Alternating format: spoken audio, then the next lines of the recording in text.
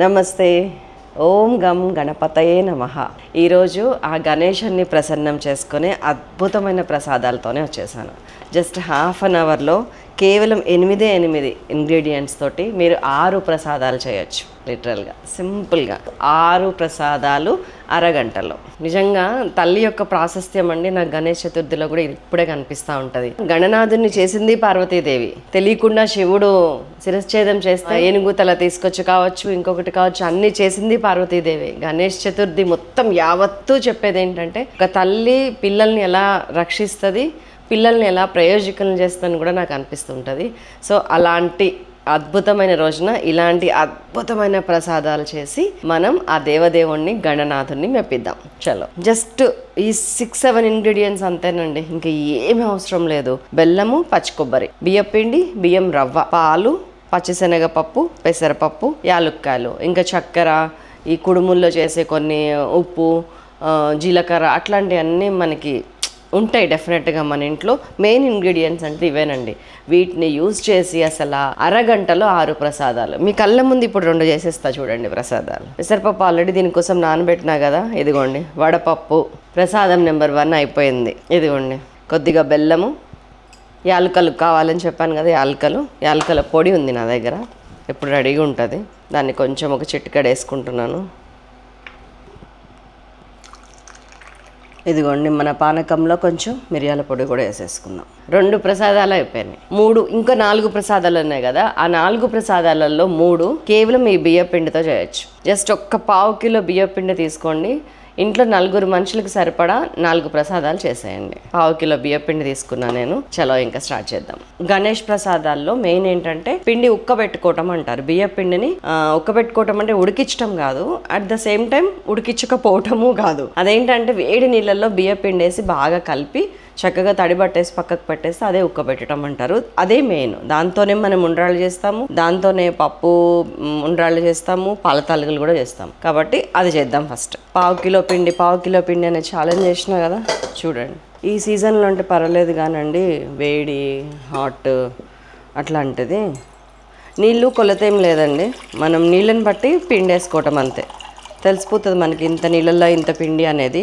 1/2 kilo బియ్య పిండికి 1/2 litre నీళ్ళు తీసుకోండి చాలు. నీళ్ళు వేడెక్కేటప్పుడు కొద్దిగా నెయ్యి. చాలామంది పిండి కూడా చప్పగా ఉండకుండా ఉండడానికి కొంచెం బెల్లం వేస్తారు. వేద్దాం 1 టీ స్పూన్ నిండా బెల్లం. అంతేనండి, అయిపోయినాయి ఉండ్రాళ్ళు. నీళ్ళు బాగా వేడెక్కినాయి, మసలు వస్తుంది చూసారు కదా, కట్టేస్తున్నా. కట్టేసి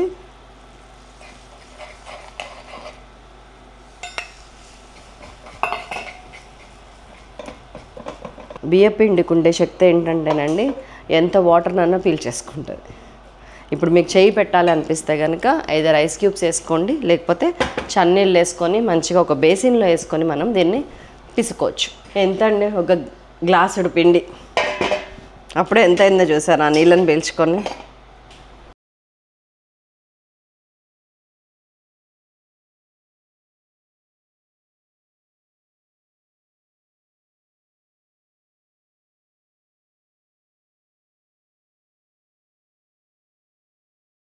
ఇదిగోండి పిండి చూసారా, మనం కొంచెం సేపు మూత పెట్టి తీయగానే ఎంత మంచిగా అయిపోయిందో.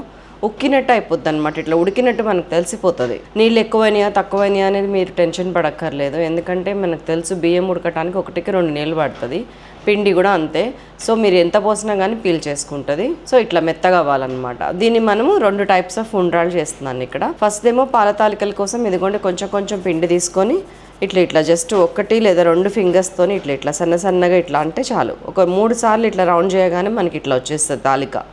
సో దాన్ని పక్కకు పెట్టేసుకోవటం. మళ్ళీ కొంచెం ఒక్కసారి పిండి ఉన్నామంటే 3-4 తాలికలు చేసుకోవచ్చు మనము. ఉండ్రాళ్ళు కూడా అంతే, ఒక్కసారి పిండితోని చేయి అద్దుకున్నామంటే 3-4 ఉండ్రాళ్ళు రౌండ్గా ఇట్లా చేసేసుకోవచ్చు.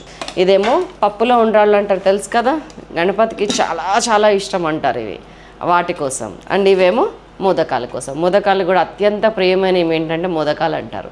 సో 3 చేసేద్దాం, 3 ఎట్ ఏ టైం చేద్దాం. నిజంగా చాలా ఈజీ అండి. మనం బియ్యం రవ్వ తీసుకున్నాం, గుర్తుందా? రవ్వ ఉంచుకోండి అని చెప్పాను. బియ్యం రవ్వ 1 గ్లాసు రవ్వకి 2 గ్లాసులు నీళ్ళు పోసుకోండి. గిన్నె తీసుకున్నా నేను. 1 గ్లాసు రవ్వ, 2 గ్లాసులు నీళ్ళు అయిపోయింది. దీంట్లోనే 1/2 గ్లాసు పచ్చిశనగపప్పు ఆల్రెడీ నానబెట్టి పెట్టుకున్నాను నేను, వేసేస్తున్నా. కొద్దిగా ఆయిల్, ఇదిగోండి 1/4 టీ స్పూన్ ఉప్పు, నీళ్ళు 1కి 2. ఇది పొయ్యి మీద పెట్టి ఉడకబెట్టేస్తున్నాను. మనకి సిమ్లో పెట్టి మూత పెట్టేసామంటే నీళ్ళు అయిపోగానే కట్టేయటమే, జస్ట్ లైక్ అన్నం వండినట్టు. మీకు అంత పొయ్యి మీద పెడితే మాడిపోద్దేమో అని టెన్షన్ వస్తే కుక్కర్ కూడా యూజ్ చేయొచ్చు, రైస్ కుక్కర్ కూడా వాడి వామ్లో పడగానే కట్టేయచ్చు. వాడదామా? ఎట్లయినా ఏం లేదు, నేను పొయ్యి మీద పెట్టేస్తున్నా. నెక్స్ట్ పప్పు ఉండ్రాళ్ళకి చేద్దాం. చూడండి, ఇదిగోండి ఈక్వల్ క్వాంటిటీస్ ఆఫ్ శనగపప్పు, పెసరపప్పు నానబెట్టినాయి వేసేసాను. దానంత ఉప్పు పట్టదండి ఇందులో, అదేమో ప్యూర్లీ హాట్. కుడుములు అనేవి ఎప్పుడు కూడా హాట్, అంటే అందులో స్వీట్ ఉండదు. ఇదేమో స్వీట్ కాబట్టి లైట్గా ఉప్పు వేస్తున్నాను. పెసరపప్పు శనగపప్పు ఉడకటానికి అని చెప్పి 150 ml వాటర్ పోసా, అంతే. 150 ml మాత్రమే.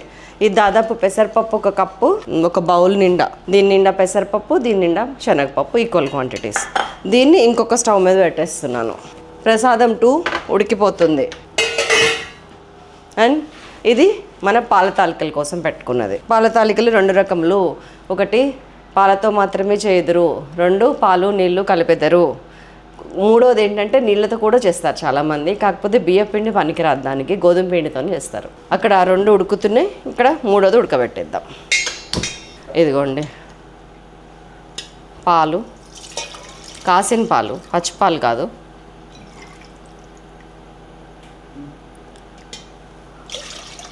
రెండు గిన్నెలు, దాదాపు 1/2 లీటర్ పైన పాలు,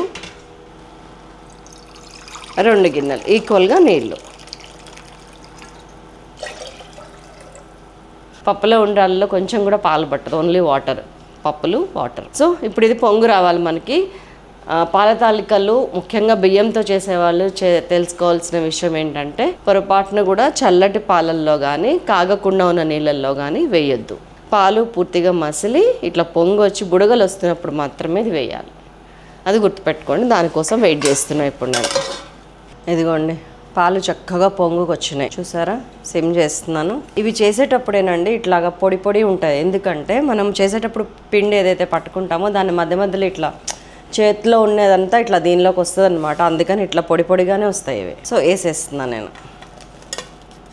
అండ్ ఇంకొక ప్లీజ్ డోంట్ చెప్తాను, వేయగానే కలపకండి. హై పెట్టేస్తున్నాను, మళ్ళీ పొంగొచ్చేదాకా వెయిట్ చేయండి. ఇప్పుడు చూడండి, కావాలంటే ఇదిగోండి పర్ఫెక్ట్. చక్కగా ఉడకనివ్వండి, ఒక 8 నుంచి 10 నిమిషాలు. ఆల్రెడీ బియ్యం పిండి అండి మన వేడి నీళ్ళకే ఉక్కిపోయింది. ఉక్కిపోవటం అంటేనే ఉడికిపోవటం. దాన్ని మంచిగా పిసికేసినాము, మనకు కావాల్సిన షేప్ చేసుకున్నాము. మళ్ళీ ఈ పాలల్లో ఉన్న మధురిమంతా అది బియ్య పిండిలోకి సింక్ అవటానికి అని చెప్పి ఉడకబెడుతున్నాం, అంతే. కొంచెం high, very little, medium flame, ఒక 7 నుంచి 8 నిమిషాలు ఉడకనివ్వండి. మూత పెట్టక్కర్లేదు, జస్ట్ ఒకవేళ పెడితే మాత్రం ఇట్లా నిండుగా పెట్టకండి, పొంగిపోతుంది. ఇట్లా కొంచెం గ్యాప్ ఉంచండి. నేను ఈ లోపల పప్పులు ఎంతవరకు ఉడికినాయి, అన్నం ఎంతవరకు ఉడికింది చూస్తా. సూపర్. ఇదిగోండి మన కుడుములకి ఉడికిపోయింది బియ్యం రవ్వ, చాలు, ఇట్లా చాలు. దీన్ని మనం పోపు వేసుకుందాం. దీన్ని ఆ స్టవ్ మీద పెట్టి మెయిన్ కడే దీన్ని వడ్డిద్దాం. ఇదిగోండి వచ్చేసా కుడుములు తాలింపు పెట్టుకోవడానికి. చాలా బాగుంటుందండి ఇది. రెగ్యులర్గా కూడా మనం ఉప్పుడు పిండి అని ఒకటి వెరైటీ చేస్తారు తెలంగాణ సైడు, దానికి కొంచెం సిమిలరు. దీంట్లో ఏంటంటే పచ్చి కొబ్బరి అట్లాంటి వేయరు, ఇందులో వేస్తాం మనం. జీలకర్ర ఆవాలు జోరుగా పడతాయి. ఫస్ట్ నేను ఒక 1/2 టీ స్పూన్ మినపప్పు, ఒక 1/2 టీ స్పూన్ శనగపప్పు, ఒక 1/2 టీ స్పూన్ ఆవాలు, ఒక 1 టీ స్పూన్ జీలకర్ర. ఎండుమిరపకాయలు చిల్లీ ఫ్లేక్స్ లాగా వేయండి, బాగుంటుంది. సో కరివేపాకు వేసేసాను.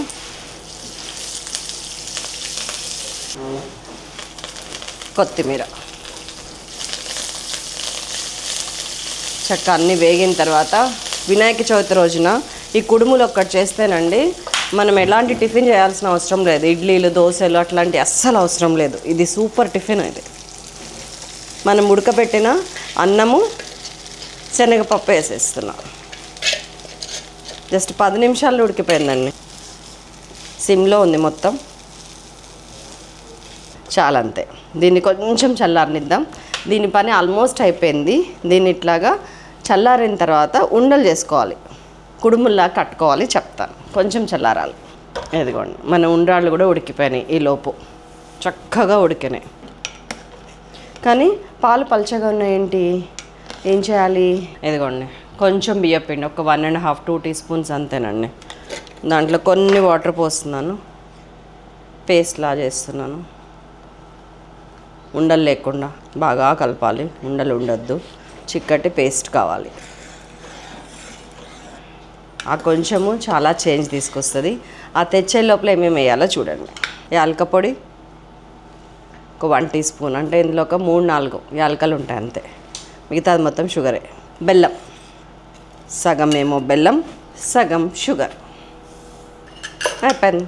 ఇది ఇంకొంచెం పల్చగానే దించండి, దించేటప్పుడు చల్లారాక ఇంకా చిక్కబడిపోద్ది. సో చిక్కబడేదాకా దీని మీద ఉంచకండి దయచేసి. జస్ట్ మనకి బెల్లం పంచదార కరుగుతుందా అనే ఒక సిగ్నిఫికెన్స్, అది ఉంటే చాలు, స్టవ్ కట్టేయచ్చు. దీనిలోకి మంచిగా నెయ్యి తీసుకొని యాలకులు, మనకి ఇష్టమైన డ్రై ఫ్రూట్స్ అన్నీ పోపేసి కలుపుకోవటమే. ఇది కూడా ఆల్మోస్ట్ అయిపోయింది, పక్కకు పెట్టేస్తున్నాం. ఇదిగోండి మన పప్పు కూడా మంచిగా ఉడికింది. హై చేసేస్తున్నాను. నీళ్ళు తడారిపోయే వరకు వెయిట్ చేయండి. సరిపడా బెల్లం వేసేస్తున్నాను, రుచికి తగ్గనంత బెల్లము. అండ్ దెన్ యాలక పొడి. అండ్ దెన్ మోదకాల్లో మనం మెయిన్గా వేసే పచ్చి కొబ్బరి వేసేస్తున్నా డైరెక్ట్.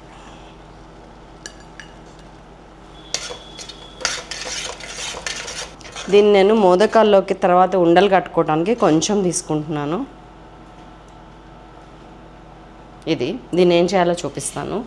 మన పప్పు ఉండ్రాళ్ళు ఇప్పుడు అయిపోతాయి. మన పెసరపప్పు అంటే తొందరగానే మెత్తగానే అయిపోద్ది, కానీ పచ్చిశనగపప్పు కొంచెం టైం పడుతుందండి, అందుకని ఇట్లా. అండ్ అది ఒక్కలే ఉండాలి, మరీ మెత్తగా పప్పులాగా మన దీనిలాగా అవ్వకూడదు, పేస్ట్ లాగా అవ్వకూడదు. చాలు, మొత్తం పేస్ట్ అక్కడక్కడ ఒక్కలు. దీంట్లో మన ఉండ్రాళ్ళు వేసేస్తున్నాం. కొద్దిగా వాటర్, పాలు పోయకండి, ఇది ఓన్లీ పప్పులో ఉండ్రాళ్ళు ఓన్లీ వాటర్తో చేయాలి అంతే. ఇదే వాటర్తోని ఇంకొక 7-8 నిమిషాలు ఇది ఉడకాలి. దీని పని కూడా అయిపోయింది, పక్కకు పెట్టేస్తాను. కడాయి తీసుకున్నాను, నెయ్యి వేసేసాను జోరుగా. డ్రై ఫ్రూట్స్ మన ఇష్టం అండి, జీడిపప్పు, బాదం పప్పు, కిస్మిస్, ఎండు కొబ్బరి, మాటర్స్. అండ్ పచ్చి కొబ్బరి అని చెప్పాను కదా, మనం పాల తాలికల్లో కూడా పచ్చి కొబ్బరి వేసుకోవచ్చు. మన పాల తాలికలు చిక్కబడింది కొంచెం, ఇదిగోండి కొంచెం బియ్యం రవ్వ జల్లిన, జీడిపప్పు, కిస్మిస్, ఎండు కొబ్బరి ముక్కలు, బాదం పప్పు, పిస్తా, మీ ఇష్టం అండి, ఇంట్లో ఏది ఉంటే అది వేసుకోండి, బాగుంటాయి అన్నీ కూడా. కొంతమంది గసగసాలు కూడా వేసుకోవచ్చు, బాగుంటుంది అట్లా కూడా, అదొక టేస్ట్. చలివిడిలో గసగసాలు తగిలినట్టు తగులుతాయి. చాలా దీంట్లోకి ఇదిగోండి మన ఉండ్రాళ్ళ పాయసం. చాలు, దాదాపు 10-15 నిమిషాల నుంచి ఉడుకుతుంది సన్న సెగ మీద, పర్ఫెక్ట్ అయిపోయింది. ఇది ఇలానే ఉండాలి. ఇది మన పాల తాలికలు, దీంట్లో కొంచెం దాంట్లో కొంచెం డ్రై ఫ్రూట్స్ వేసేసుకుందాం. దీనిలో ఎక్కువ నెయ్యి ఎంత పోస్తామనేది మన ఇష్టం అండి, ఎవరి ఓపిక వాళ్ళది. 2 ప్రసాదాలు పర్ఫెక్ట్గా అయిపోయినాయి. 2 కాదు, 1 2 3 4 5. ఇందాక మనది అది ఉన్నాయి కదా, ఆ పిండి ఉంది కదా, దాన్ని చల్లారబెట్టి మంచిగా చేతిలోకి ఉండ తీసుకొని ఇట్లా ఉండలాగా చుట్టామన్నమాట. పెద్ద చేస్తారు, కుడుములు అంటేనే పెద్దవి, ఆ పెద్ద కుడుములు ఇవి, రవ్వ కుడుములు అంటారు వీటిని. దీన్ని మంచిగా ఇట్లాగా ఇడ్లీ పాత్రలో పెట్టేసుకోండి, నిండుగా పెట్టచ్చు. చాలా టేస్టీగా ఉంటుందండి ఇది. ఇడ్లీ, దోశ, ఉప్మా ఎందుకు పనికిరాదు, అంత టేస్టీగా ఉంటుంది ఇది, అంత హెల్త్కి కూడా మంచిది మనకి. ఇదిగోండి ఇడ్లీ పాత్రలో పెట్టేసి ఒక 5-6 నిమిషాలు ఆవిరి మీద ఇట్లా, ఆవిరి కుడుములు అంటారు కదా, అట్లా ఉడికించాలి. సో ఇది కూడా అయిపోయింది. మోదకాలు ఒక్కటే ఉంది మంది. ఇదిగోండి మోదకాల లోపల స్టఫ్ జనరల్గా ఏం చేస్తారంటేనండి, ఓన్లీ కొబ్బరి, బెల్లం, కొంచెం యాలక పొడి మాత్రమే గట్టిగా తీగ పాకం వచ్చేదాకా అట్లా చేస్తారు. నేను జనరల్గా ఇది మా అమ్మ ఇలాగే చేసేది చిన్నప్పుడు. అంటే ఆ పప్పులోంచే కొంచెం తీసి దానిలో కొంచెం బియ్యపిండి కలిపి ముద్దల్లాగా చేసేసి దాన్ని మోదకాల్లో పెట్టేదన్నమాట. నాకు ఫస్ట్ నుంచి అదే అలవాటు. ఇదే చాలా టేస్టీగా కూడా ఉంటుంది. గట్టి పడుతుంది అంతే, అయిపోయింది. దీనిలో కూడా మనం డ్రై ఫ్రూట్స్ కావాలంటే వేసుకోవచ్చు, ఇందాక మిగిలినవి ఉంటాయి కదా, అట్లా ఏమన్నా ఉంటే కనుక కలుపుకోవచ్చు, బాగుంటుంది, అదొక టేస్ట్. దీన్ని చిన్న ఉండాలి. పూర్ణాల పిండి ఎప్పుడన్నా తోపు మనకి లూజ్ అయినా కానీ ఇట్లా బియ్య పిండి కలిపి మనం సెట్ చేసుకోవచ్చు అండి. ఇదిగోండి మన మోదకాలు సరంజామా. కొంచెం నెయ్యి పక్కకి పెట్టుకుందాం. ఇట్లాగా నెయ్యి రాసుకోవటం. దీన్ని కప్పులాగా చేస్తున్నాం. దీంట్లోకి ఒక ఉండ పెట్టడం, దీన్ని మలిచేసుకోవటం. ఇట్లా దీన్ని ఇట్లా ఉంచండి. దీన్ని ఏం చేయాలో తర్వాత చెప్తాను. చిన్నప్పుడు అదొక పెద్ద టాస్క్ ఉంటుండే మాకు. ఇవన్నీ చిన్నప్పుడు జ్ఞాపకాలేనండి.